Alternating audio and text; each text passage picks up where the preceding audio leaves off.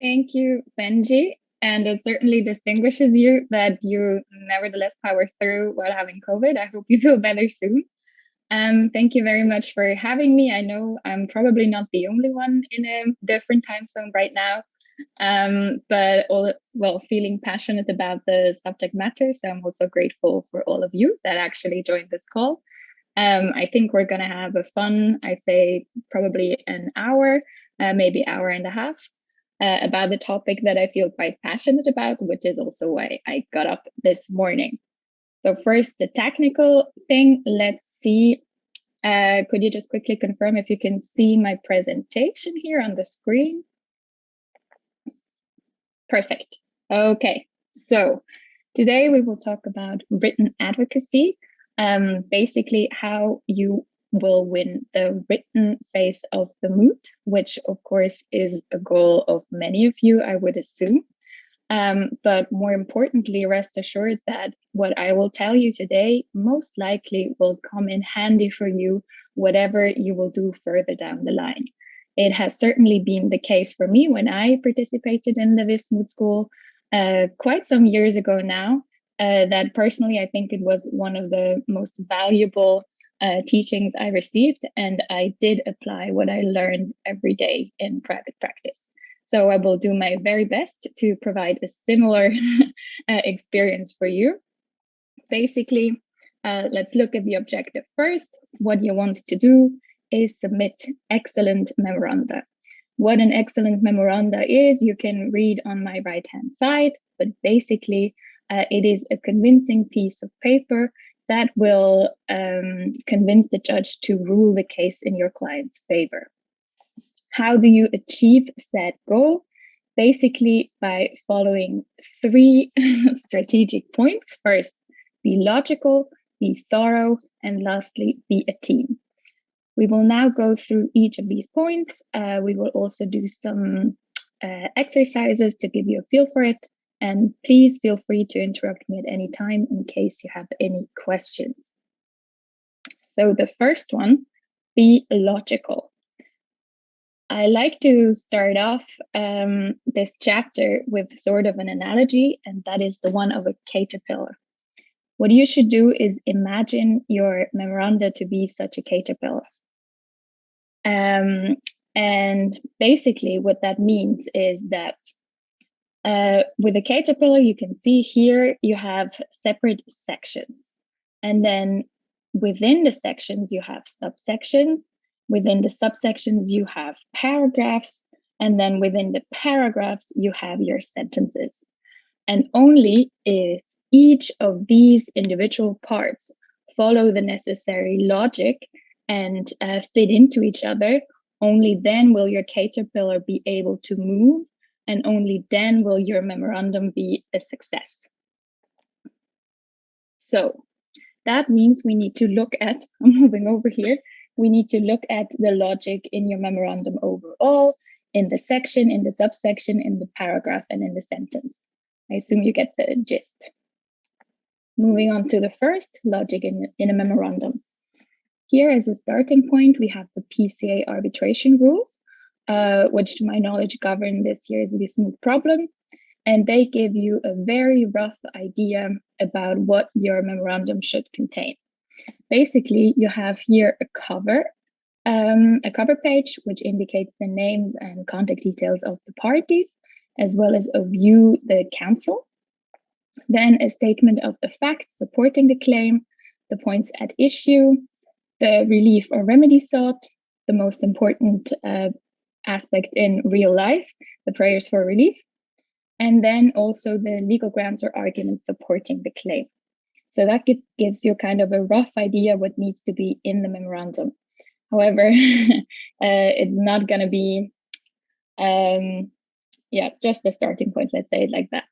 So first the cover page. Here, I suggest that you have a look at the Wismut page at winning memoranda of the past year, just for you to get a feel of what a cover page can look like, and never underestimate the power of the first impression. So do take your time and design it fairly neatly so that the person who will then rank your memoranda immediately feels inclined to listen what you have to say. Then, as a next step, you would have all of the tables. That would be the table of contents, the table of abbreviations, authorities, case law, and statutes. Here, same goes. Take your time with the formatting, make it appealing. You can also, once again, draw inspiration from the previous winners of the Moot. Just one thing, don't feel the need to inflate your tables. On the one hand, certainly it will play a factor potentially how much resources you use for your memoranda and how much effort you put into your research. But then at the same time, don't artificially inflate the tables by creating unnecessary spaces or page breaks or whatnot. I personally have not made the experience that arbitrators just look at the page count and then decide the longer the memoranda, the more convincing. Then you have your statement of facts, or some teams also choose to do a summary of the argument. Here, confer with your coaches if you have them, or, well, more importantly, confer within the team what you prefer. But the idea would be that an arbitrator here in the Moot who is not as familiar with the problem as you are, and I can guarantee you that in Vienna, no arbitrator will be as familiar with the problem as you will be, because you will brief this for the next few months like no one else. The idea is for the statement of facts to give the arbitrator an idea of the key events that will be sort of the decisive points in deciding the case. And here highlight all that is relevant for your party, but be very concise. I would not personally have a statement of facts of more than 1 or 2 pages. Again, personal opinion, and if there's one thing I can also assure you of, it is that there are many, many different opinions when it comes to the Moot, but as long as you are logical and coherent within your style, you should do just fine. Then, as you know, the Moot is usually structured in a way that you will have to deal with procedural and substantive issues. So it's quite natural that you would then address these issues in your memoranda. Typically, procedural issues are addressed first, followed by substantive issues. And then, as already mentioned, you have the prayers for relief. In practice, those definitely are the most important part of your brief, because they tell the arbitrator exactly what it is that you want. So something I have learned is before you file, the one thing you always look at again are the prayers for relief. In the Moot, they are usually a bit more straightforward, so you should be just fine. Now, logic in a section. Exactly, here we go. So in order for a section to be logical, you need to adhere to certain rules in your headings, roadmaps, and conclusions. And basically, there are 4 headline rules that you might have already followed intuitively in the past, but it is quite interesting to see them in front of you. And if you know about them and apply them consciously, they will certainly enhance your memoranda. So the first one is the 1-sentence rule. A heading should never be longer than 1 sentence. It should only contain 1 point that you wish to make and not combine too many things. Then the next is the because rule. I will visualize this in a second and just briefly summarize it here. The because rule means that every subheading has to be a reason why the main heading is true. I will go to this example here. So you have as a main heading, Dr. Mercado should not be removed from claimant's legal team. And then in subsections A and B are reasons why that is the case. So Dr. Mercado should not be removed from claimant's legal team because A, the tribunal should not assume competence to decide upon the removal of Dr. Mercado, and because B, in any event, there is no legal basis to exclude Dr. Mercado. Then the same goes with heading B. The subheadings 1 and 2 that you see here are also reasons why heading B is correct. So in simple terms, your subheadings, they have to be the reason why your main heading is true. And if you cannot use this because to link the two of them, then the structure of your headings is somewhat flawed. Then the next one is the and or rule. Essentially, what that means is that all subheadings that are on the same level, here that would be A and B, or subheading 1 and 2, they have to be either cumulative, so and, or alternative. I will illustrate this here. When it comes to the first subheading, it is Dr. Mercado should not be removed from claimant's legal team because A, the tribunal should not assume competence, or alternatively, we see this here because we have in any event, because there is no legal basis to include Dr. Mercado. On the other hand, when we look at the subheadings to B, we see that those are cumulative, namely, in any event, there is no legal basis to exclude Dr. Mercado because there is no legal basis in the applicable hard law. And in addition, because there is no legal basis in any soft law provision. So to summarize, subheadings either all have to be alternatively or cumulatively, to make the main heading true. If you mix and match and or, the and or rule, then again, there's something flawed when it comes to your structure. And you should try to go through it again and come up with a way that you can adhere to this rule. Exactly. And then the last rule, which should try to help you identify if you applied the rules correctly or not, is the inversion rule. And here you can see that I have switched the headings around. So here, Dr. Mercado should be removed from claimant's legal team. We are now taking the other position as compared to the other slide where Dr. Mercado should not be removed. Here we can see that the because rule is still adhered to. Namely, Dr. Mercado should be removed because the tribunal should assume competence and because there is a legal basis. And this is interesting. So here now, instead of an or, we have an and, right? It's a cumulative reason. Dr. Mercado should be removed because of the competence of the tribunal and because there is a necessary legal basis. And then if we look at subsection B1 and 2, there's still the because to section B, but now they are alternative.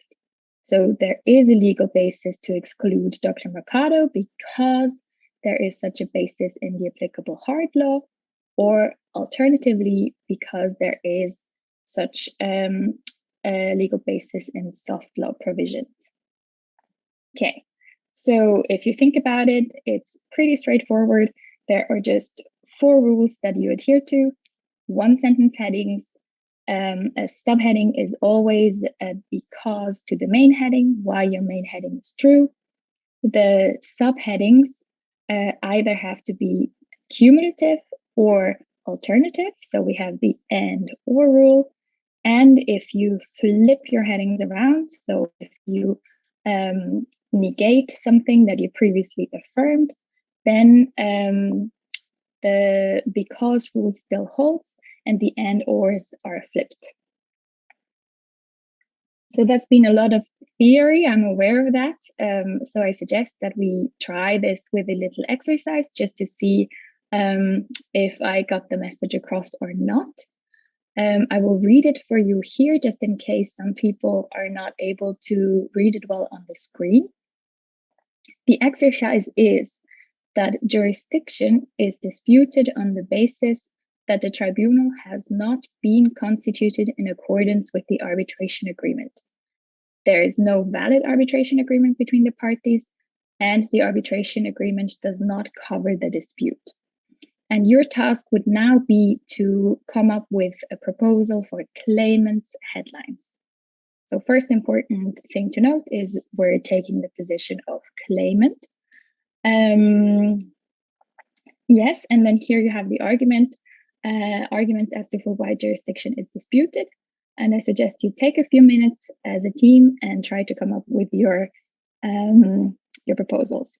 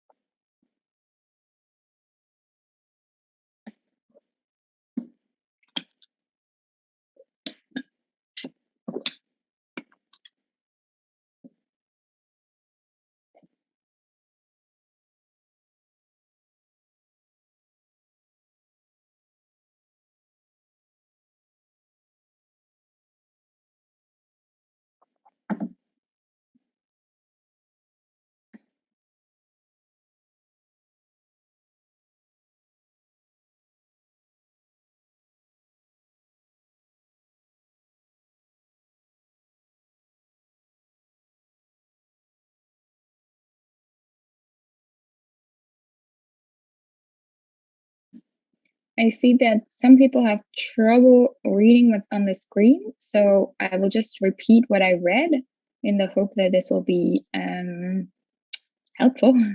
We have a case where jurisdiction is disputed on the basis that the tribunal has not been constituted in accordance with the arbitration agreement, on the basis that there is no valid arbitration agreement between the parties, and on the basis that the arbitration agreement does not cover the dispute.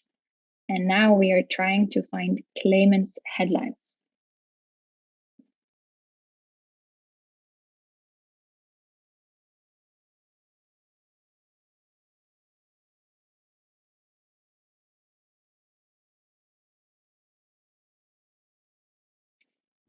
I see someone is raising their hand. Hello, Hi. I was wondering if I can answer. Yes, of course. Just give the others a few more minutes, Okay. like 2 more minutes, and then please go ahead, okay? Okay, for sure. Perfect.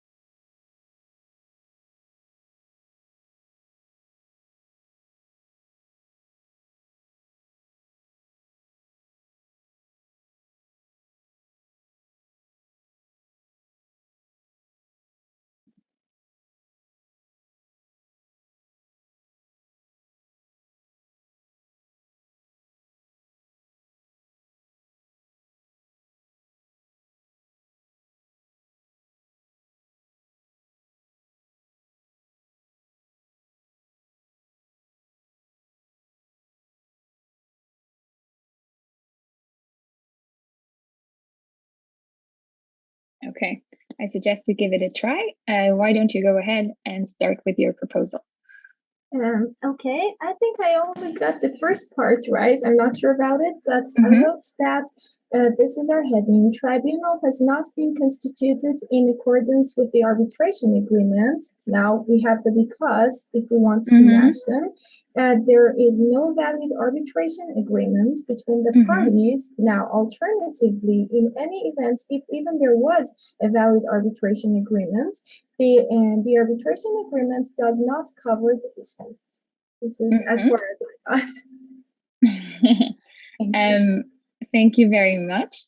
Are there other teams who came up with a different solution? Okay, can I go? Yes, please go ahead. Yeah, so my famous headline, the main headline would be the arbitration tribunal does not have the jurisdiction to hear the arbitration claim, and that will be because it lacks, that's because the tribunal has not been constituted in line with the arbitration agreement, because there is no valid arbitration agreement between the parties. Then also because the arbitration agreement itself doesn't cover the dispute, or if you're going to be using the and or rule that you stated, would be because the arbitration agreement was not, the arbitration tribunal rather wasn't constituted in line with the arbitration agreement. Alternatively, like Eva said, where there is a valid arbitration agreement, the parties, between the parties, the arbitration agreement does not cover disputes and concern. Okay, thank you very much. I see Jidera Okoro has raised their hand. Would you like to speak? Yes, I would. So my main heading would be, this tribunal lacks jurisdiction to hear this matter. Then the subheadings will follow. This tribunal lacks jurisdiction to hear this matter. Firstly, because this tribunal is not properly constituted in accordance with the arbitration agreement, or secondly, the arbitration agreement does not cover the dispute, or finally, there is no valid arbitration agreement. Okay, thank you very much. That to me sounded similar to the solution we've heard before. Someone with a completely different view? I see we have two more raised hands. Abdullah? Yes, hello. My first heading will be that the arbitration agreement that does not have the jurisdiction to hear this dispute, and there will be three subheadings in this heading. The first one, that there were no valid arbitration agreement in this case. The second one, that the constitute of the arbitration agreement was not valid, and the third one, that even if the arbitration agreement that tribunal have the jurisdiction to hear this dispute, the dispute in hand is out of the is out of, or is not covered by the scope of the arbitration agreement of the parties. Thank you very much. Thank you very much. I suggest we have a look at the solution, but then I see we still have two raised hands. In case you have questions to follow up, I will happy to take those. So how do we go about trying to solve this issue? The first thing would be to find out, again, what is it that your client wants? Here we have a claimant as the party we represent. So that means they dispute the jurisdiction. Well, so jurisdiction is disputed. Who disputes jurisdiction? It is not claimant, it is respondent, who does not want to be a party to these proceedings and tries whatever they can to block them. So if we take the position as claimant, the view would not be that the tribunal does not have jurisdiction, but that the tribunal indeed has jurisdiction, because we as claimant, we bring this claim, and it makes sense that the claimant thinks that the tribunal should hear this case, right? So that is why your first heading, I will show you all of the solution right here, is that the tribunal has jurisdiction. Now, the first person who presented their solution, you already went a step further because you already had a reason in there. When you come up with your headings, try to be always think if you can narrow it down one more level. So really reduce it to the main message that you have. And here, the very first kind of point you want to bring across is the tribunal has jurisdiction. And then that's what we've heard from a few of you. We have 3 reasons why the tribunal has jurisdiction. I have the feeling you all got a good grasp on the because rule. Namely, the tribunal has jurisdiction because the arbitration agreement is valid and binding. Then, secondly, because the present dispute is covered by the arbitration agreement, and because the tribunal has been constituted in accordance with the arbitration agreement. And since claimant has to convince the tribunal that it indeed has jurisdiction, all 3 of these points need to be true. And so they are linked with the and rule. And here, let me just quickly go back to the exercise. You also have to think in what order you present the reasons for why the tribunal has jurisdiction. And here, the logic dictates that the first thing you bring up is not that the tribunal has been constituted in accordance with the arbitration agreement, but that the arbitration agreement is valid and binding in the first place. So the first reason why the tribunal has jurisdiction is that there is a valid arbitration agreement. Then, as a second step, the tribunal has jurisdiction because the present dispute is covered by said arbitration agreement. And then only lastly, thirdly, because the tribunal has been constituted in accordance with the arbitration agreement. The arbitration agreement that is valid and binding covers the dispute and has been complied with in the constitution of the arbitral tribunal. Yes, so are there any questions when it comes to that solution?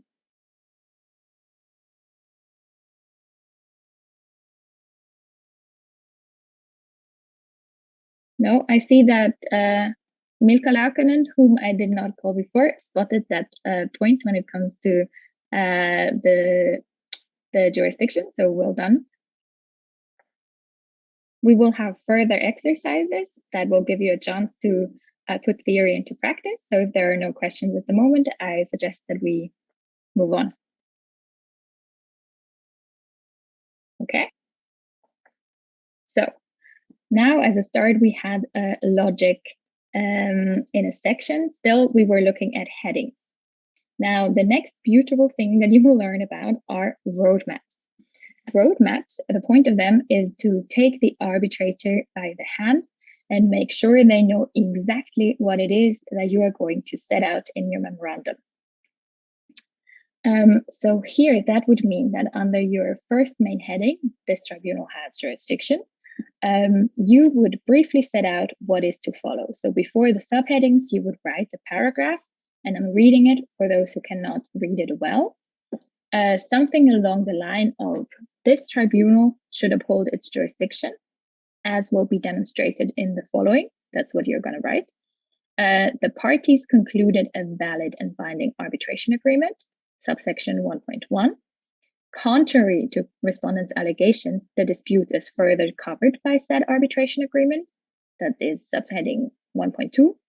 Moreover, the tribunal has been constituted in accordance with the arbitration agreement, subheading 1.3. So the idea is that if the arbitrator starts to read your brief, he knows the headings you're about to present and what you will set out in each of these headings. So really just take them by the hand.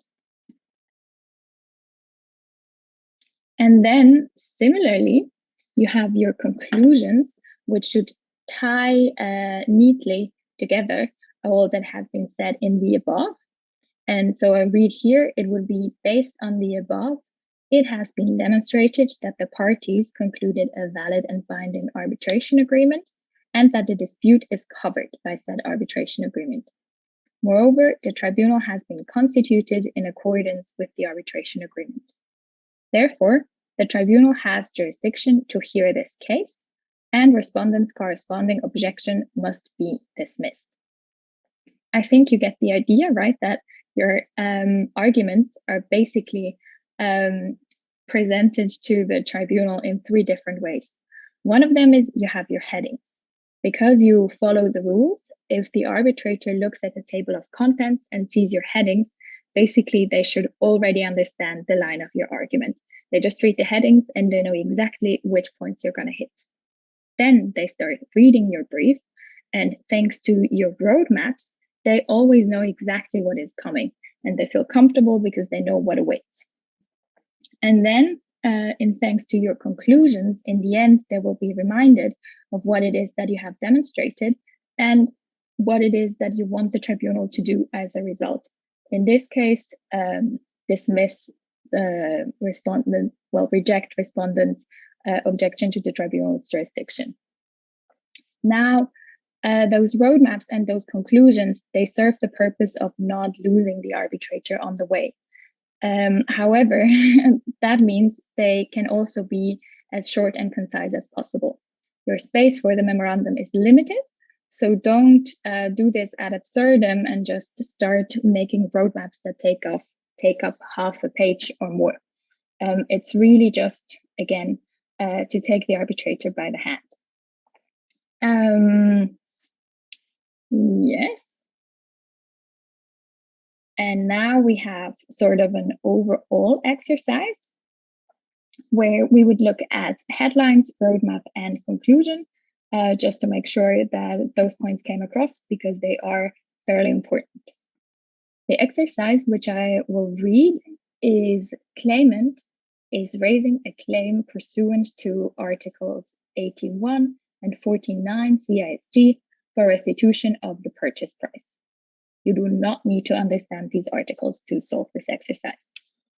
Respondent disputes claimant's claim on the basis that there is no fundamental breach of contract, on the basis that claimant did not make a valid declaration of avoidance of the contract, and on the basis that there is no breach of contract.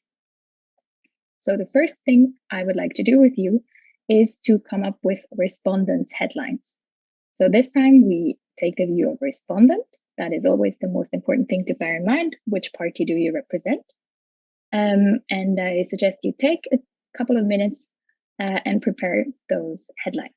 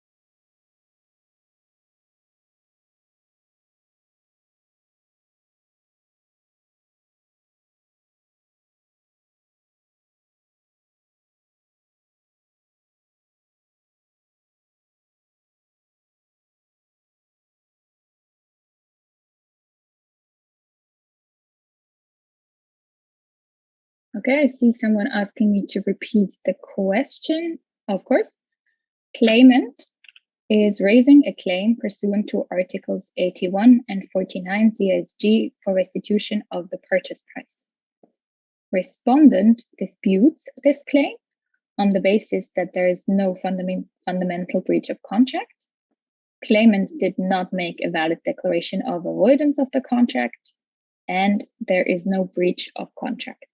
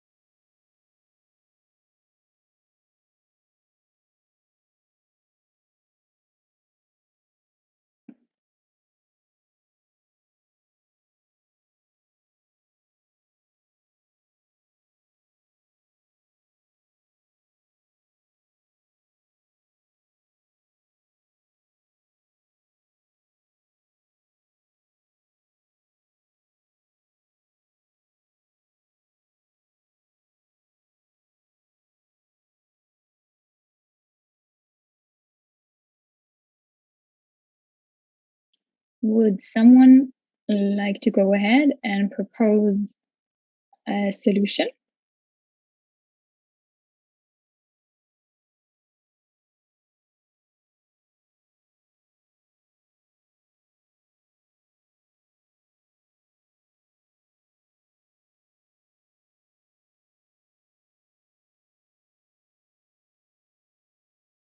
Yes, please. Okay, let me try this time. Can you hear me? Can you hear me? Hello, can anybody hear Yeah, me? I can hear you. Okay. So my heading for Sorry. this is Yep. the claim is invalid fundamentally, and that would be as a result of the fact that there was no breach of the contract, there was no fundamental breach of the contract, and the claimant also did not make a proper declaration of the avoidance of the contract. So that will be my respondent headlines for this particular exercise. Okay, thank you. I saw that Merete Pickard, sorry if I mispronounced that, raised her hand before. Would you like to respond as well? I just had the same as Milka.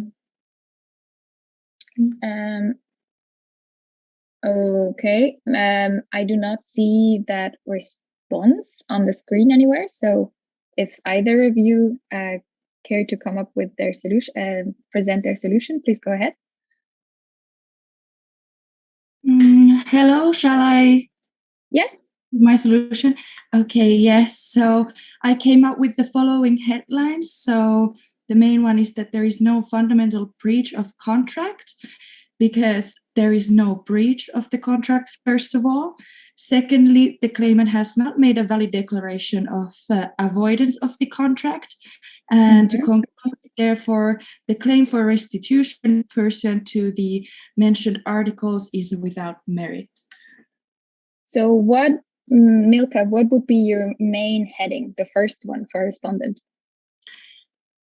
Yes, I'm kind of conflicted which one would be more appropriate. So I wrote for myself that there is no fundamental breach of the contract, but it could also be that the claim for the restitution of the purchase price is without merit. So I'm conflicted. Okay. I see someone else raised their hand, please. Okay, I also wanted to say that all the other things that the other people said, but about the heading, maybe it can also be that this declaration of avoidance is not valid. Maybe this can be also the heading too. Okay. I see there seems to be, it seems to be challenging to identify kind of the first heading. And here, it's always important not to confuse sort of the reasons why something is true, so the becauses, and kind of find out what the main message is that your client wants to get across. And here, the first one would be claimant is not entitled to restitution of the purchase price. So the main point of respondent is claimant should not get any money. So that is also kind of the first headline. And then the reasons for why claimant should not be entitled to the restitution of the purchase price, they then form the subheadings. And here the first one would be because respondent simply did not breach the contract. Then alternatively, so here we have the or rule, it is because such alleged breach of contract was not fundamental. So even if respondent did breach the contract, it wasn't a fundamental breach. And in any event, so thirdly, it is because claimant did not validly avoid the contract. So even if respondent had breached the contract, even if that breach had been fundamental, claimant failed to validly avoid the contract. And therefore, and that brings us back to the main headline, claimant is not entitled to the restitution of the purchase price. Does that make sense to you, or Are there questions in the room?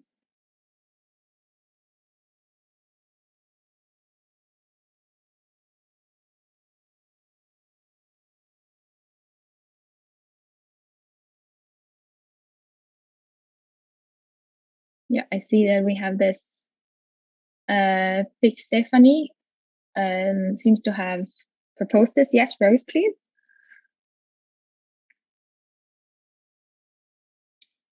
I see Rose, raising your hand. Please go ahead.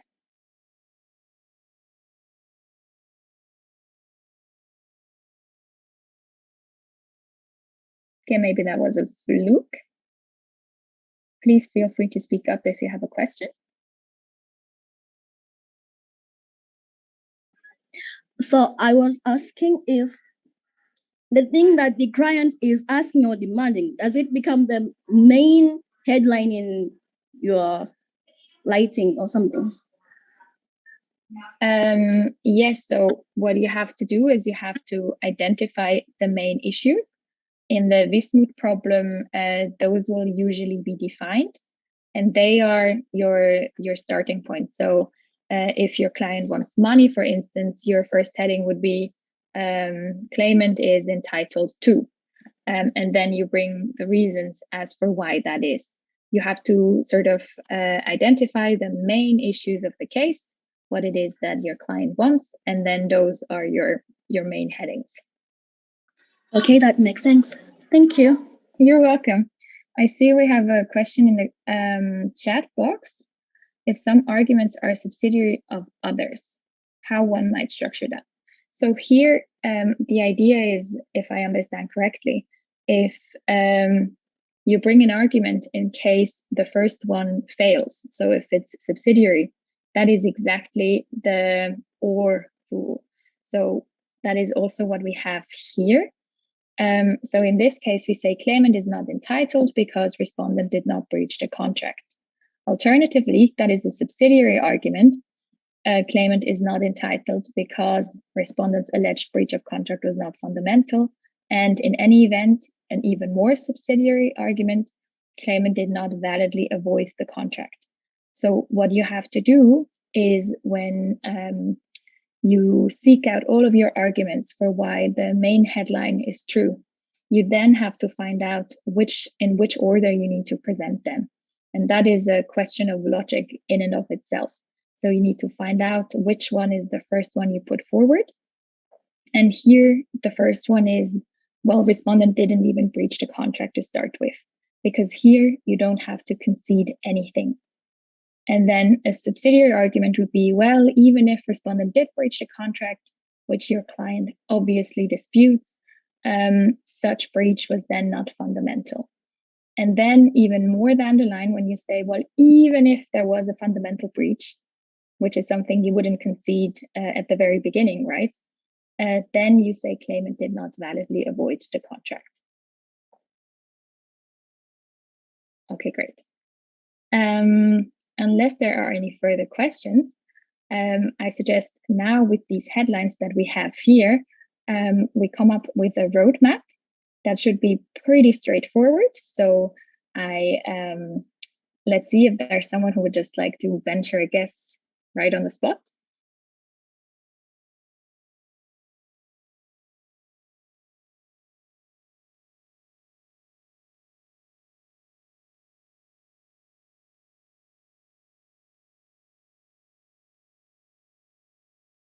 I will do the roadmap for you, and then I will pick on someone for the conclusion.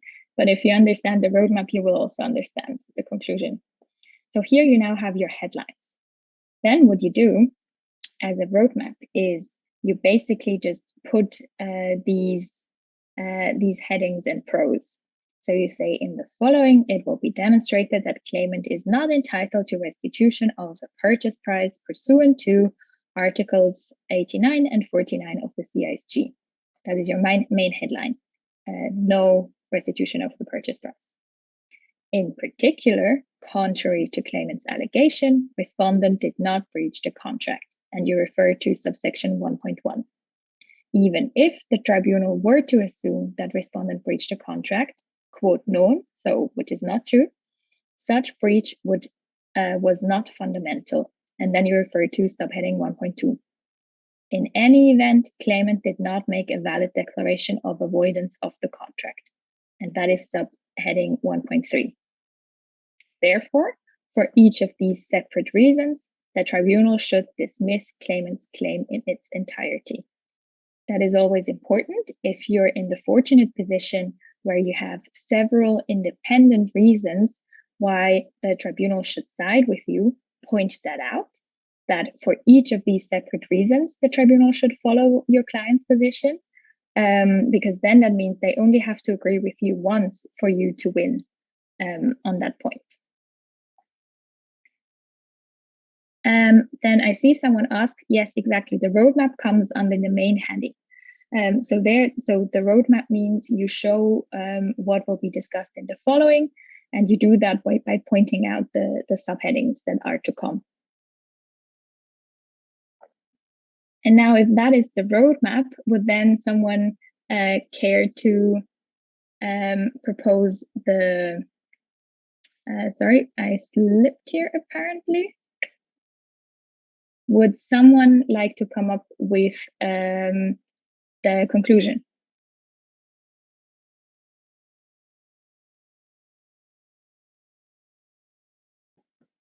So, looking at the roadmap, you would say the conclusion would be based on what has been demonstrated in respondent's claim and in line with the pleadings that respondent has given. It has been shown that the claimant shouldn't be entitled to the restitution of the purchase price pursuant to Articles 49 and 89 of the CISG, especially bearing in mind that the claimant's allegation that the respondent breached the contract was not correct. And even if we were to assume, which is not the case, that it was correct, the respondent's breach wasn't a fundamental breach of the contract.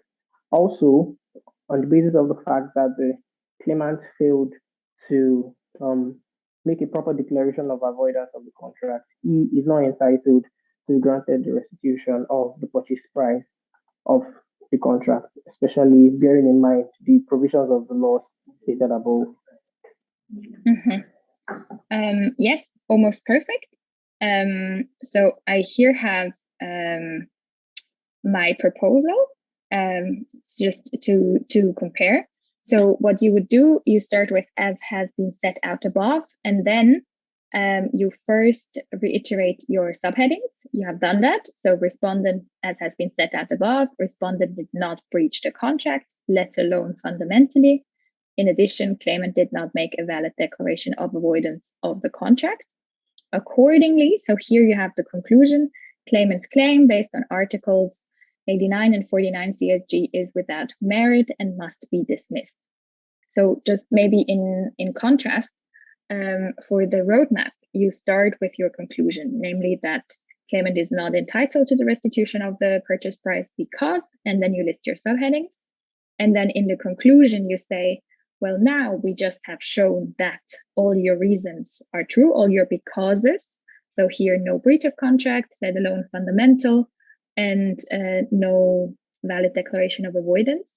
And then therefore, so here you have the conclusion. And then as the last point, you bring your main heading. You say the claim is without merit and must be dismissed. And then at the end, you basically have this sandwich where you start with the conclusion, then have your reasons, then you actually have the text. That is going to be our next step. Then you reiterate the reasons and conclude again. And that's your structure. Did everyone follow me on this point? I see we have a raised hand. Hello again. Can I ask a question? I was wondering, all of the parts, the headlines, and then the body, and then the conclusion, all of them are raising the same points, but in different ways of structuring. And I want to see how can we make it in a way impressive that the arbitrator, the person that is reading our memo, doesn't get bored and see that we're just repeating the same things, maybe with different words. How can we do that? Thank you. Yeah. So I see what you mean, that you, on the one hand, it may appear as if you repeat yourself, but here what you want to do is you want to get your message across, right? You want the arbitrator to understand and follow you. And while you will have thought about your structure for a long time and how to come up with it, the arbitrator is just gonna read through it quickly. And here the headings, I mean, the person will read the headings, but they will not be, like freezed on their brains, so frozen on their brains. So they will need the roadmap to kind of, okay, get a feel for the text, know what's going to come. And then depending on how much pages you're going to elaborate on in your arguments, the conclusion will be really helpful because they will be reminded, oh yes, so that is the overall structure of the argument. Those are the overall points. So if you just use the roadmaps and the conclusions, it shouldn't be too much of a repetition, but it is a very fair point that you raise. And that is why I said in the beginning, roadmaps and conclusions, they serve a specific purpose. They're supposed to be practical. But with those, you do not impress. So don't use flowery language, and we'll come to that. Don't use too many sentences to elaborate on your roadmap. Just be very straightforward and to the point. And for instance, in this exercise, we see that in the conclusion, 2 arguments have been made in the same sentence, right? We say, respondent did not breach the contract, let alone fundamentally. That's just one sentence. And don't make more sentences than you need to in order for it not to get boring. I see someone asked where the authorities come in. That will be addressed later. And then I'm just reading here. If it's a cumulative, yes, you could say that, or you can also just not point it out because it's not something that helps your client, right? That all of those have to be true at the same time. You can state it, but if it's alternative arguments, then it actually helps your client if you remind the tribunal, hey, you just have to find one of those arguments convincing. So that's why I would sometimes point it out. And when it's cumulative, you can do that, but you don't have to by stating, as you said, consider together. Okay, so I know.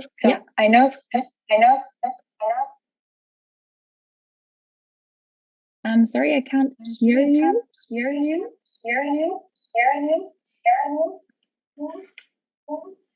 I have an echo.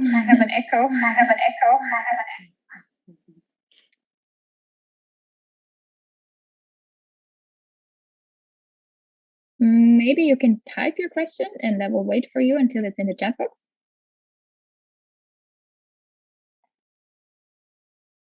I know that we have been discussing so far, it seems dry, but I promise you, when you debate this, and you will debate this heatedly within your team, and then once you settle on your structure, it will be such an amazing feeling when you know that you got it right. And while I wait to see maybe if they type their question, I will also encourage you to actually take your time at the beginning of this written phase to really think through the structure of your argument.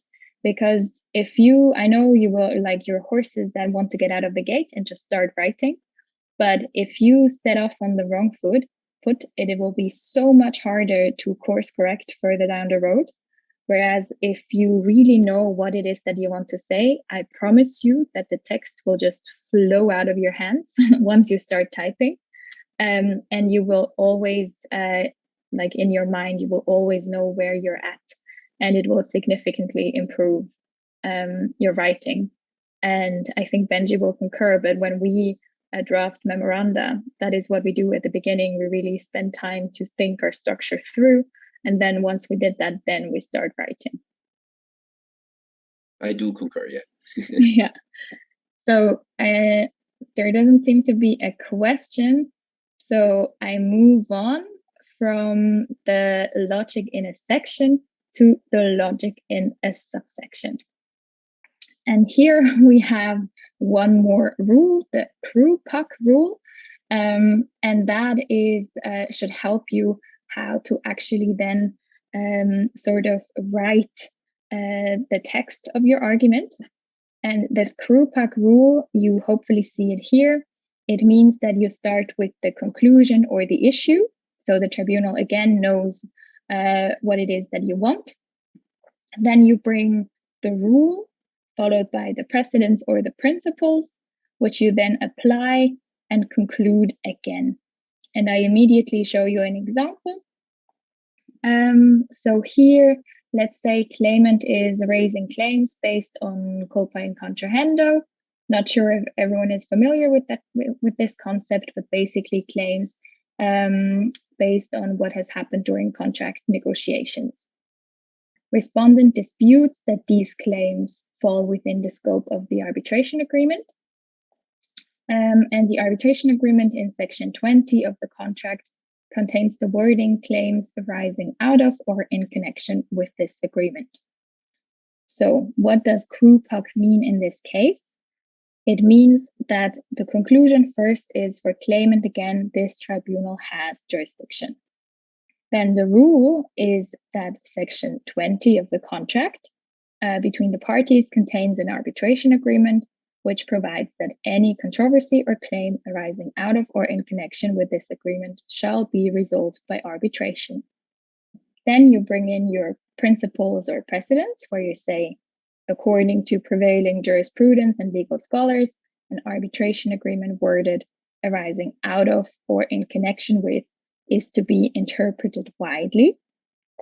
You then apply this by saying, based on the above, the present arbitration agreement has to be interpreted widely, and claims for culpa in contrahendo are covered by it.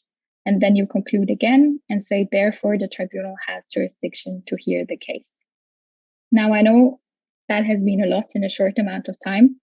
And the Krupak, it's really tricky to apply. It's just something you have to practice over and over again. I think the point of this is just to give you a little bit of a feel for this. Let me see, 1 second. Yes, to give you a feel for it. So you start again with your conclusion, and then you say, like, what is it actually about? So here the pointed issue is the arbitration agreement. You quote it. You then come in with the legal research that you did, where you say, well, again, here in the example, arbitration agreements that are worded this way are to be interpreted widely. And then you apply the facts of the case to that, to those legal principles. And then you conclude again that the tribunal has jurisdiction to hear the case. That is really sort of the art of writing an argument, which I'm sure you will perfect over the coming weeks. I saw someone said it's faint. I'm sorry, I cannot enlarge this for you. But the slides will be shared with you, so you can look it up afterwards, if that's okay. Exactly. So then we move on to the logic in a paragraph, because also there is logic. This entire thing is really, again, picture the caterpillar is a logical affair. And so when it comes to the paragraphs, there are also some rules. First of all, one para, one thought, which should be contained in the first sentence. So that's really an important message to get across. The tribunal should always know what it is that you want to tell them. Don't bury the lead, don't hide what it is that you want to tell them. Tell them upfront, straightforward, at the beginning of the para, and the para should only contain one thought. How do you open such a paragraph? You can either open with a contrary premise, which is a very easy way to do that. For instance, if you're a respondent and you have to reply with your memo for respondent, you could say, contrary to claimant's allegation, and then you state what it is that you dispute. You can also open with an uncertainty that you say, in this case, it is unclear whether, I don't know, let's say whether X accepted the offer, and then you say that is the case because, and you move on. You can also open with striking facts or open with a quote. That is up to you. That's just some ideas. And then how do you link paragraphs? You can use on the one hand, on the other hand, you can count first, second, finally. Depending on the timeline, you can say, well, in the morning this happened, and in the afternoon the other thing happened. But then also don't artificially try to somehow use linking words just for the sake of using them. Again, the page, there's a page limit, so choose your words wisely. And if the paragraphs are logically linked, so if it makes sense that you bring one after the other, oftentimes you will realize that it is not even necessary to use a linking word or to, I don't know, say something like interestingly or whatever. Yes, that would be the logic in a paragraph. Let me see, I'm reading some questions. Is it required to? Yes, you do not. I mean, it's a matter of discretion how much you want to quote and how much you want to summarize and rephrase.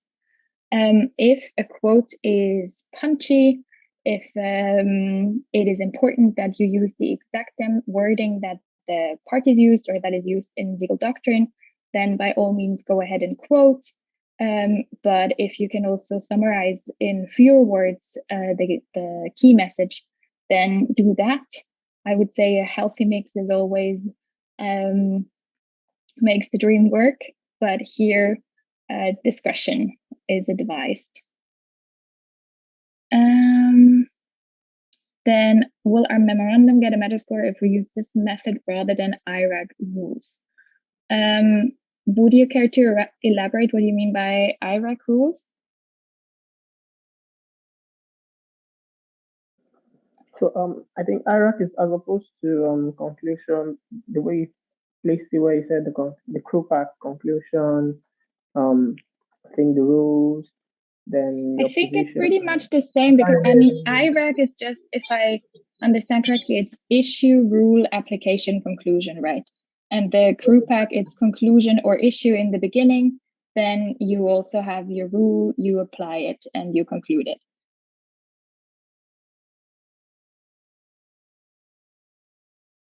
Exactly. There are, I mean, these are very American concepts, to be honest, or common law concepts.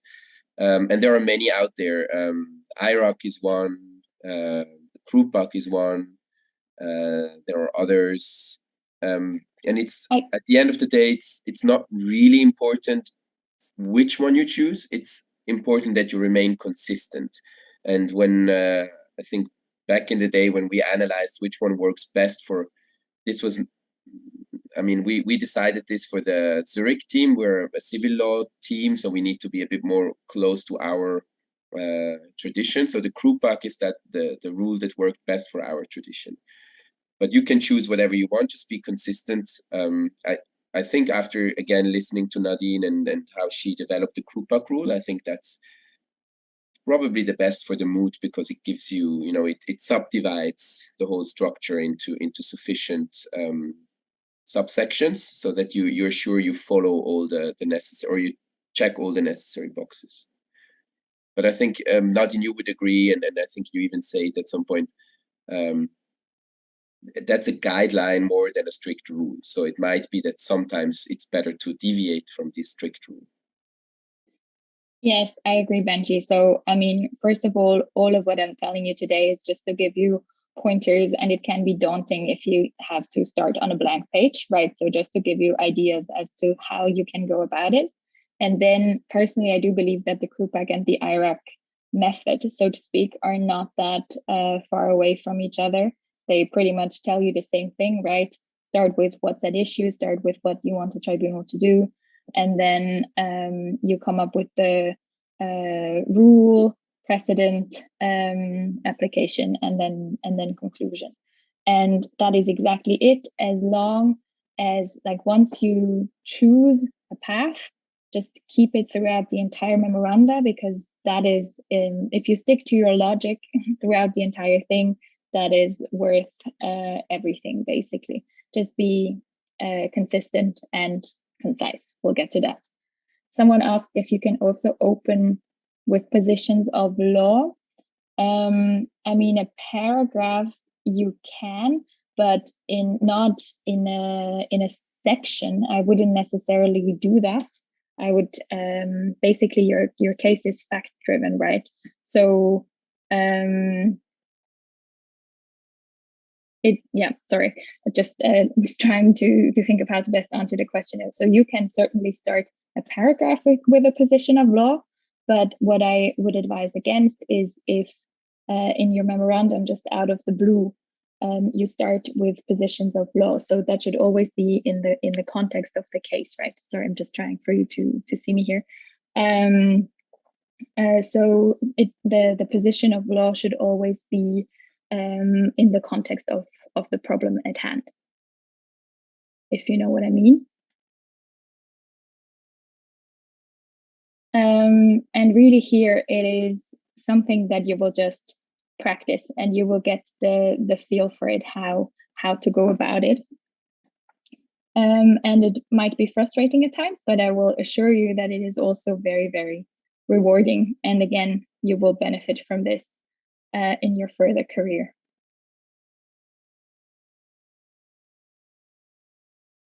So I just go to the last topic, which is logic in a sentence. We here have a quote by Albert Einstein, which who said that if you can't explain it simply, you don't understand it well enough. And that I really cannot stress enough, is that sometimes teams feel the need to impress arbitrators, and they want to sound as distinguished as possible. Here, first of all, bear in mind, not all arbitrators will be English native speakers, so no one expects you to be. And it's actually worth more if you can bring the message across in a way that everyone would understand it. In my previous firm, we always called this the grandmother test, that we basically strive to write in a way that if we were to explain it to our grandmother or to whatever other person in our lives, they should be able to follow the argument. Maybe not all of the details, but the basic the bottom line of the argument. And certain ways of how you can ensure that you are as to the point as possible is you don't use passive language, be active. You don't use fancy words, and I really, really mean that. Don't do it. You're not long. Here we have the KISS rule. I'm sure you've heard of that one before. Keep it short and simple, or keep it short and stupid. And you don't exaggerate. And here I would like to elaborate a bit more. If there's one thing that is most valuable to you as counsel, it is the trust that the arbitrators have in you and in your integrity. So one thing you should never do is exaggerate the facts or the law or whatever it is, because if an arbitrator catches wind of this, they will then lose their trust in you, and they will be a lot more critical of what you have to say. So while it is okay to highlight facts that are in your favor, you should never lie. You should not exaggerate. Just be truthful. And everyone knows that each case has its weaknesses for either party. So that's okay. You just have to make the best of what you have.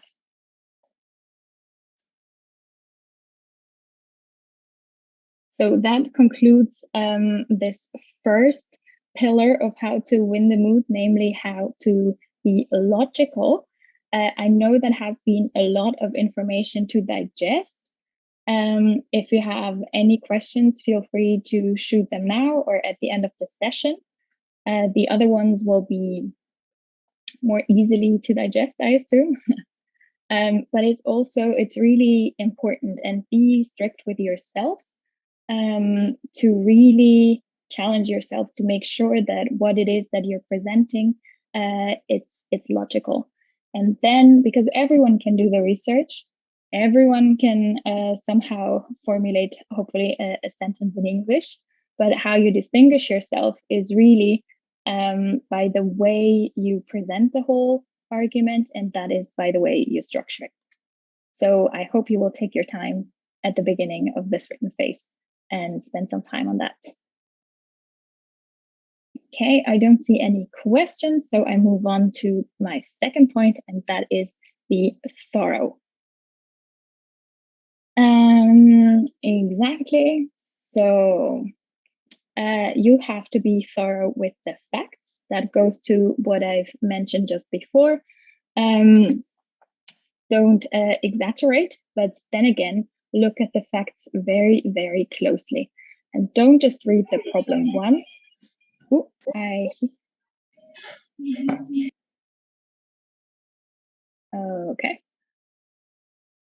Yeah, okay. That seems to have been a fluke. Don't just read the problem once, read it again and again and again, and especially read it again when you switch sides and you represent respondent. I can assure you, even towards the end of your memorandum, when you go through it again, you will notice certain facts that you didn't before and that are either helpful or detrimental to your case. And so really pay attention. I can tell you that in practice, usually cases are not, I go out on a limb here, but I would say that cases are not won necessarily based on the law, but based on the facts and how the facts are presented. And that is something that as law students, one might underestimate, because we are taught about the law and not so much about the fact finding and the application of the facts. Here, maybe from my experience, I would, when I first received the problem, I went through it and I just read it sort of in an unbiased fashion, and I would highlight just things that stood out to me without being in respondents or in claimant's shoes, and just sort of jolt down my initial thoughts, because those are often valuable and we forget once we do the deep dive. So just go through it and note what you think, and then after you've done this sort of initial review, you can really go through the problem in depth and yes, well, go into the nitty-gritty. Then not just be thorough with the facts, also be thorough with the law. Here, I think that's part of the materials, the Swiss Guide to Legal Research in International Arbitration, which was co-authored by Flavio Peter, who will also do the keynote address. Just, yeah, whatever resources you have, make sure you exhaust them. And here, a little tip, you might have heard already of Mr. Schlechtrim and Ms. Schwenzer. They co-authored one of the preeminent commentaries on the CISG. Such commentaries, they are available in different languages. And sometimes the authors have differing views, depending. So maybe in the German commentary, the view that is presented might be different than in the Portuguese one. So that is something that you can use to your advantage if you have access to those materials. And if you don't, I can assure you that this will not limit, hopefully, your prospects of winning the Moot. It's just a little trick. Then be thorough with the layout. Here, personally, I'm a stickler, but I mentioned this at the very beginning of this presentation, that you can not correct a first impression. And the layout is a really decisive contributing factor to such first impression. So here, look at the Moot rules, follow what they say, and then really please set up a template that the entire team will use, and just make sure that the entire document is neat and tidy, and do that from the very, very beginning, because time will get tight towards the end of the deadline, and you will not have the nerve nor the time to do formatting works at the very end. So please do that at the beginning and be very thorough with the layout. And then be thorough with the citation style. I think you get the gist, right? That with everything that you do, just be consistent, agree on something at the beginning, and then follow it throughout your memorandum, and it will significantly enhance the quality of the work you will submit. And then third, and maybe most importantly, be a team. The Moot is in big part such a valuable experience because as law students, it is one of those rare opportunities to work in a team, to really form bonds, not just with your teammates, but with people from all over the world. It really is this amazing, amazing opportunity. And it is also in big part something that will determine the success of your journey. And here I have a little model. It's called the Tuckman model, just to prepare you for what's ahead of you.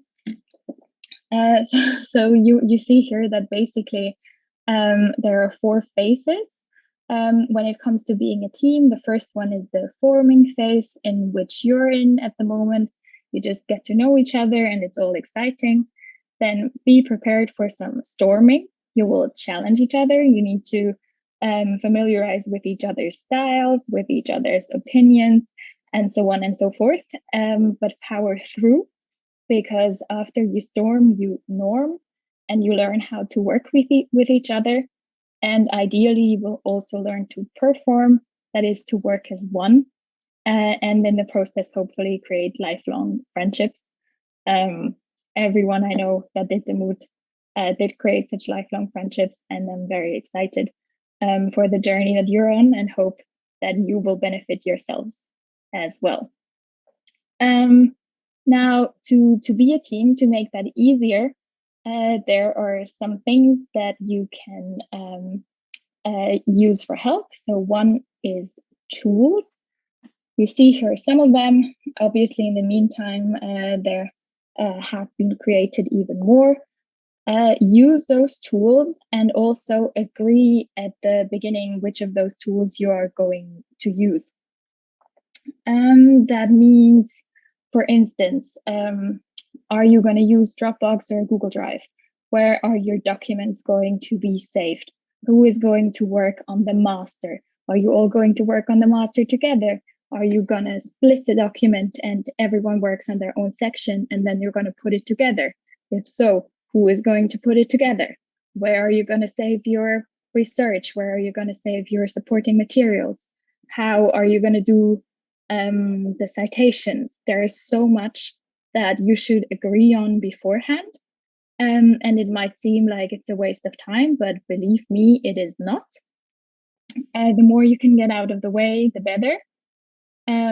Also discuss how you're going to most easily communicate to make sure that nothing falls through the crack. Are you going to use Slack? Are you going to have a WhatsApp chat?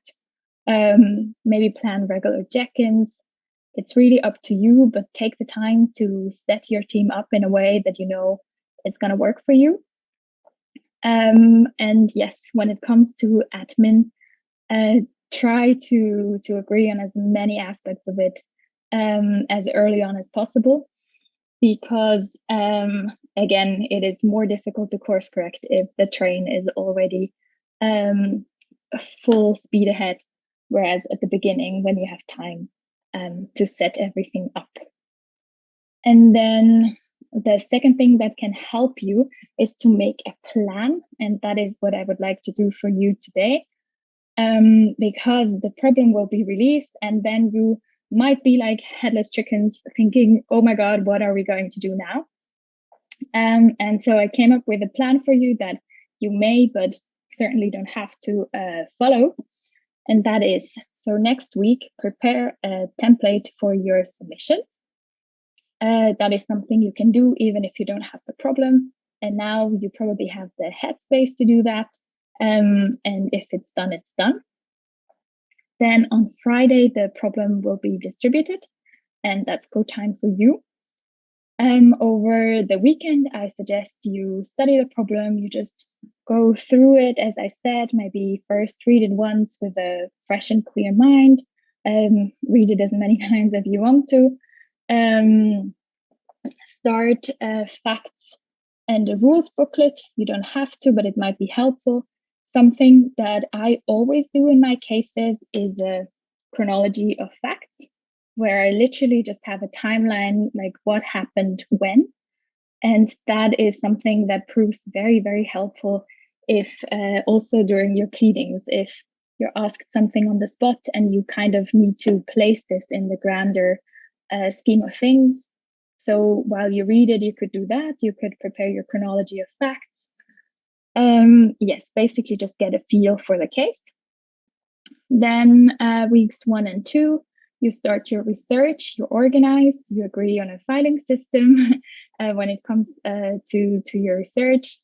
And then in week 3, you prepare the statement of facts actually for the memorandum and your request for clarifications, which will be due on the 28th of October this year. Exactly. And within this time, within the first 3 weeks, also think about the structure of your overall memorandum. And here, even if you divide the different issues up, procedural and substantive issues, which makes sense, right? Not everybody will work on everything. Do make sure that the structure is greenlit by everyone. It's really helpful if several sets of brains actually think that through, and then you know you're good to go. And it's also easier when you know that the entire team stands behind what you came up with. Then after you filed your request for clarifications, you will do further research, you will draft, you will review. And I think it makes sense if you plan internal deadlines to submit drafts. I here propose weeks 5, 6, and 8. It's really up to you, but it makes sense to exchange drafts relatively early on, because the first draft is never going to be the perfect one. So the sooner it is in circulation and the sooner you work on that again, the better. And it will help you to hone your final product. Then what we in the CERG team used to do is here in, I think, the weekend before the submission is sort of a projector session where everyone would come together, and if infrastructure allows, you look at the entire memorandum from A to Z on the big screen, and you go through it sentence by sentence, and just really make sure that everything is consistent, everything is done nicely, everything is accurate. It's nitty-gritty, but it's also fun if you order pizza or something else for that. And then the last week should basically just be final corrections, proofreading, and ideally you have all the stress beforehand, and on the day of filing, the memorandum for claimant is due on the 8th of December. You are all done and you are calm, which means you can really just focus on uploading your memoranda and don't have to do any, let's say, last minute changes that concern the content of your submission or anything else that would be less than ideal. And then as soon as you will have submitted your memorandum for claimant, you will do it all again, but this time in the shoes of respondent. And you will realize that the problem is actually even more layered than you thought until then. And it's going to be great fun when all of a sudden you have to come up with all the arguments why what you wrote in the past 9 weeks is complete bollocks. Yes, so this basically concludes how to win the written phase of the Moot. We learned how to be logical, how to be thorough, and how to be a team. At the end of the day, keep calm and quote Schwenzer. I really hope, I know that people are usually most excited about the oral phase of the Moot, especially this year, now that it will be held in person again. I fully understand, because the Moot very much is about networking, getting to know people, and obviously shining in front of a tribunal when it comes to your oral advocacy skills. But I really urge you to also enjoy the written part of the competition and take it just as seriously. And I will assure you that you will learn so much, not just in terms of legal writing, but also when it comes to you and your personality, working in a team. And also further down the line, I cannot stress this enough. If you know how to write something in a convincing manner, it will always, always be very, very valuable, a valuable skill in the future. Yes, that would be it from my side. I am very, very happy to answer any questions you might have, but really thank you for the active participation. And wish you all the very best of luck for what's to come. Thank you so much, Nadine. Let's see if there are any last questions. Not in the chat. No hands raised. So it means it was very clear what you were explaining today. Before I thank you, I just want to reiterate what Nadine told you now. This is going to be an amazing experience for all of you, very intense. The most important part is that you are learning to be a team and to respect other teams. It's important to be, to learn a lot about the CISG and arbitration. And we all hope that you get mentions in Vienna, and that you even, some of you will win the Moot or parts of the Moot. And that's a great thing of the competition. But what is more important is that you have the unique opportunity to become good lawyers of the future. And by good lawyers, I mean lawyers that respect the other. The best part of the Moot competition, I believe, is that you have to switch sides. So you are first claimant and then you are respondent. So that will teach you for the future that no argument that you make for either side is a stupid argument, or is, what do they have in mind, etc. It's just the other side. You are lawyers. You speak on behalf of your future clients. Don't make things personally. Never be aggressive. Never be rude to other lawyers. It's up to us to make the profession, I think, what it once was, a very respected profession. I sometimes believe that when I work today, it's no longer, at least not always, a respected profession, because lawyers get really aggressive, unnecessarily aggressive. So my last message to all of you is, take this competition for what it is, a learning experience. Compete, be the best, no mercy there. Try to win over all the other teams. But as soon as you have to collaborate with other teams to exchange, for example, legal sources that maybe other teams don't have because they don't have the resources that your university have, send them a scanned version of the necessary article that maybe they don't have access to. All of you that have been participants to the Moot School, you are now one community. Try to exchange, try to organize pre-Moots, try to help each other. I'm not saying that you're co-drafting your memoranda, but help each other out, because some of you are more fortunate in terms of resources than others. And this will learn you what is even more important than CISG and arbitration. It will learn you respect for one another, to be a kind lawyer, to be good lawyers, to win, but in the correct manner, which means the kind manner and a respectful manner. That's really my hope. And I hope I could do that or further that goal with the Moot School. It's obviously a bit different because you're online in the school, you're not, in one place, but I'm very happy that you all will meet in Vienna.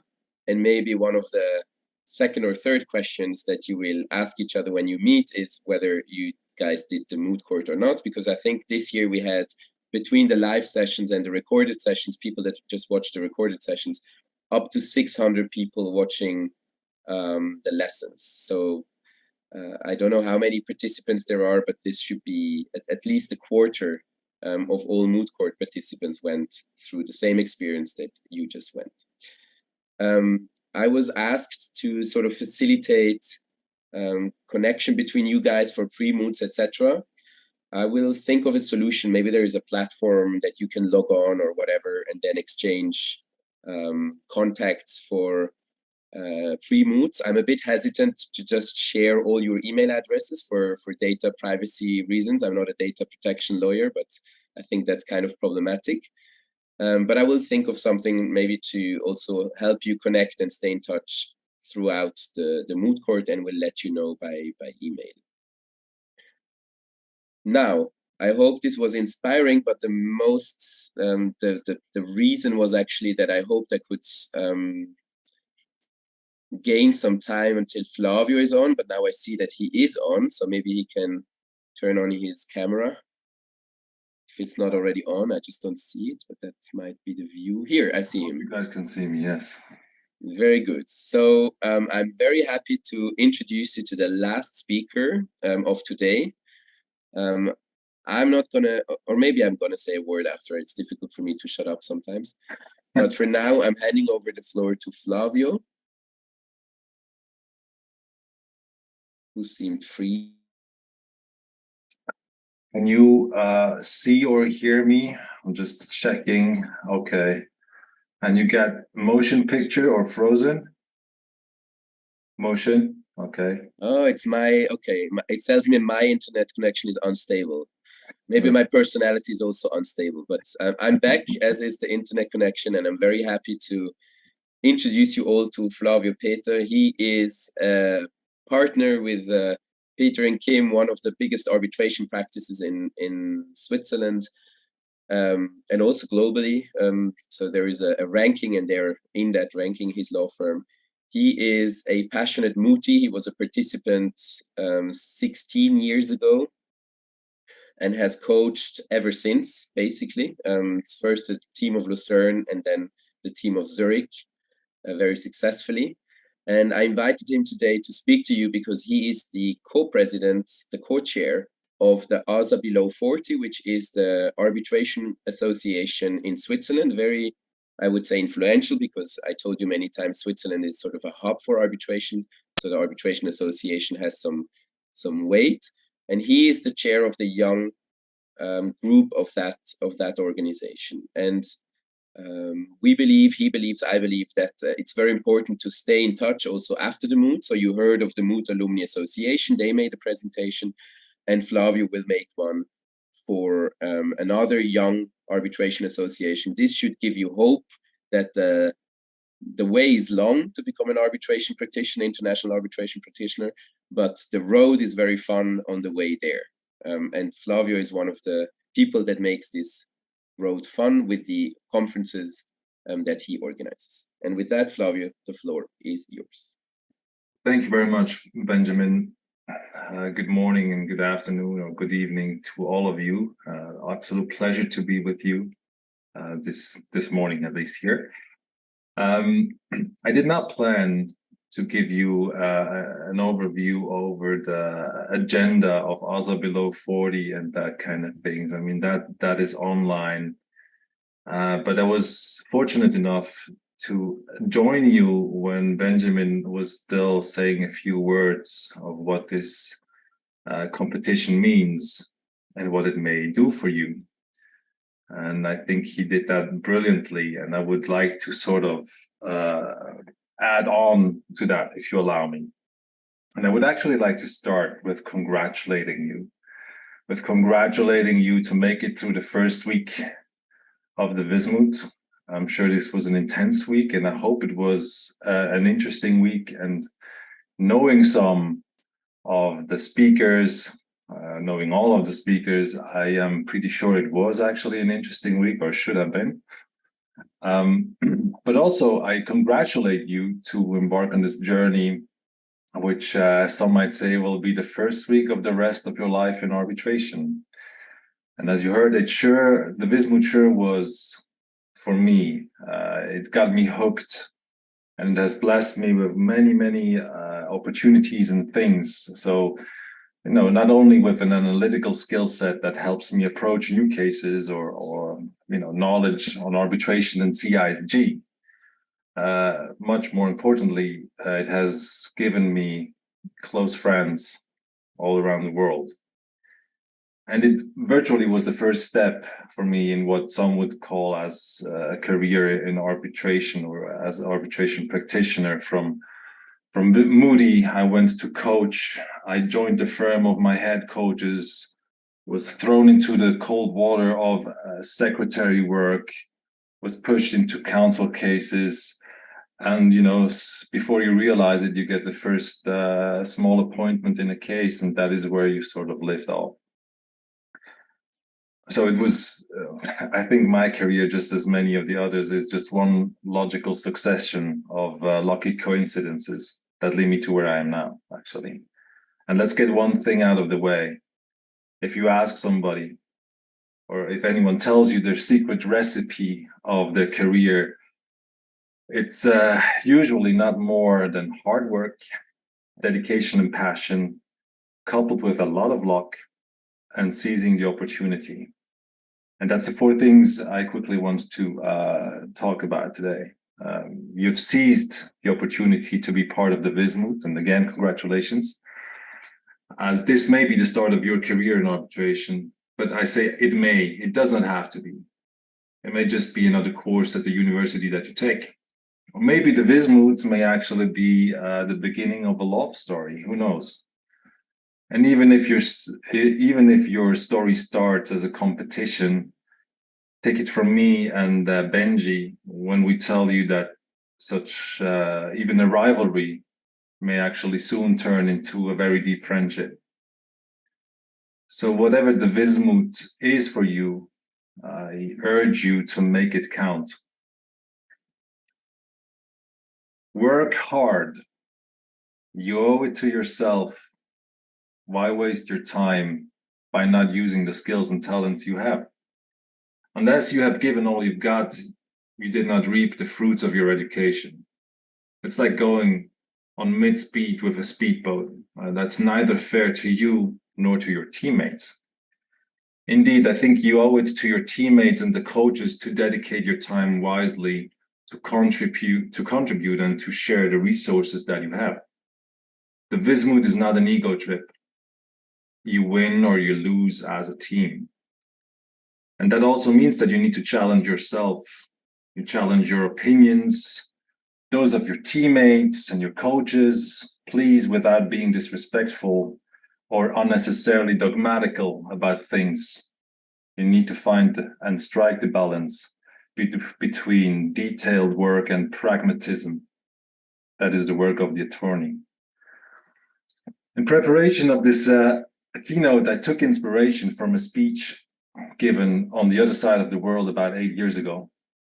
And the speaker encouraged the graduates in the room when he gave that speech to be hard on their opinions. He said, and I quote, "Opinions are like assholes in that everyone has one," right? But then he also added that, and I quote, "Opinions differ significantly from assholes, in that yours should be constantly and thoroughly re-examined." And you will soon realize that in this very strange quote I just gave you, there's a lot of truth. And that the Moot will teach you to re-examine your opinions, your positions, your arguments, your alleged evidence, your approach to the case. Maybe it will even lead you to re-examine your approach to life after all the partying and drinking and all that fun stuff that you will be doing.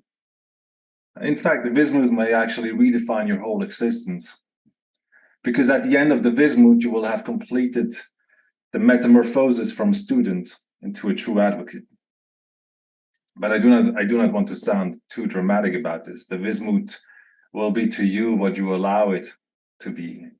And I suggest you allow this venture to become a great roller coaster ride, rather than just a lame bus ride in the peripheries during a gray and rainy, cold autumn day as we have it outside right now. And if you allow it to be that great thing, you will find passion, and with that comes dedication. Let me quickly talk about dedication and passion. One thing is clear, you cannot fake passion. Either you're passionate about something or you're not. And I again quote that finding your passion isn't just about careers and money. It's about finding your authentic self. But as we have learned before, even if you think you know yourself and that you have found your inner you, entering the Vismut with an open mind and an open heart will allow you to discover entirely new facets of your persona. You all know by now, if you cannot find passion in what you do, you will eventually not stick it out. And if you cannot immediately find the passion in what you do, please first have a closer look before just throwing it all away and plunking it all down. You know, you may find joy and beauty in details rather than the big scheme of things. That is okay. If so, you may want to be micro-ambitious. So whatever you do, put your head down and give this venture the chance to find passion. Once you have found that, you're able to truly commit to it and to dedicate your time to it. Dedication is not what others expect of you. It is what you can give to the others. Indeed, you owe it to the team. Having talked about hard work and dedication and passion, let me come to luck. Luck, as you know, is an essential factor in our private and professional life, and it will be equally your companion during the Vismut. You will need it, and your results will partly depend on it. Luck may sometimes play in your favor, or at some point abandon you. And yet, it will be humbling to realize that you cannot control everything. But please also do not be misguided. Do not rely on luck. As some say, luck is the religion of the lazy. Instead, you can sure work hard to increase your chances of success. You can learn the facts by heart. You can rehearse, restructure, and refine the arguments over and over again. And the coaches will actually make you do it, or you yourself and the teammates will make you do it. You can fine-tune your written submissions eternally until the very last second of the deadline. And in addition to all the hard work, dedication, passion, and luck, let me circle back to the point when I encourage you to seize the opportunity and fill this time that lies ahead of you. Fill it by learning, by exchanging ideas and opinions, by challenging yourself and your teammate. Fill the time with encounters. There's hardly anything more enriching than making friends and becoming part of a network that goes far beyond the mere professional context. Fill this time by laughter, by dancing, by drinking, by going out, whatever enjoyment you seek. In that sense, I'm not familiar with the contemporaneous jargon you may use now, but I hope you still understand what I mean when I say work hard and play harder. That is the real meaning of the Vismut. And as you might have heard, there's something called the Joseph Schwartz Award. The Joseph Schwartz is a good friend of ours.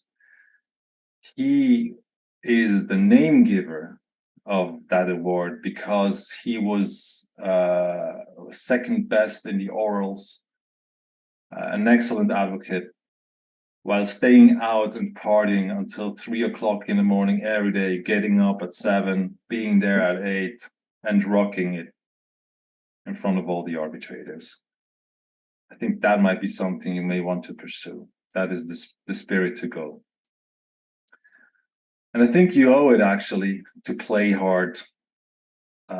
After 2 years of virtual mooting, you now have the chance to go back and meet in person in Hong Kong, in Vienna, and all the other fantastic places where the pre-moots may take place. So savor those moments while they last and make them count, as I said. Seize the opportunities that you will come across. And yeah, go with the flow and enjoy the ride. Do not overthink it, but give it all you have. I wish you all the best, and I thank you very much. Thank you very much, Flavio, for these inspiring words. I hope everyone will take them on board. It has been an honor and a pleasure to organize this Moot School for I don't know how many years it's now. I lost track. I think it's over 13 years now. This has been by far the biggest school. So we have over 160 teams, close to 600 participants. And I'm very happy that you all participated. Thankful for the speaker, thankful for Nadine that we didn't properly say thank you to her because we were focused on Flavio's keynote speech. But thank you very, very much, Nadine. This was an excellent session. And once again, thank you, Flavio, for these words of good luck and inspiring the Mooties. And with that, we close the Moot School. You have 1 week to do all the preparatory work that Nadine told you about, the plan, get organized. And as of 7 October, usually in the morning, European time, the case is being published. All your social media will freak out. Then take the weekend, read the problem, and don't speak to any of your teammates, because as the sooner you speak, the more mingled your ideas get. First, get your own idea. That way you have more ideas when you gather on Monday. And as of Monday, in 2 weeks, I want you to rock it, to give it your all, to be great advocates. Flavio, I, Nadine, and all the other speakers will be waiting for you in Vienna, and we'll drop in your sessions and see how good you plead. So with that, good luck and hope to see you around. Thank you for everything and goodbye. Thank you very much. Bye-bye.